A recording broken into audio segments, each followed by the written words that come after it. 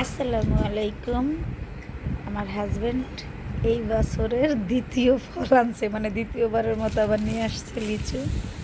অবশ্য লিচুর সাইজগুলো আগের থেকে ভালো। এই যে দেখুন, আচ্ছা খাবো এটা। সাথে এখানে হিমসাগর আম আনছে। এই বেটা মানে আমের দিন আসলে এগুলো আনেই, আম লিচু।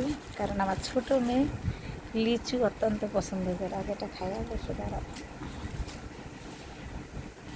না, এবারে লিচু দেখে মনে হচ্ছে ঠিক আছে, এখন খেয়ে দেখি।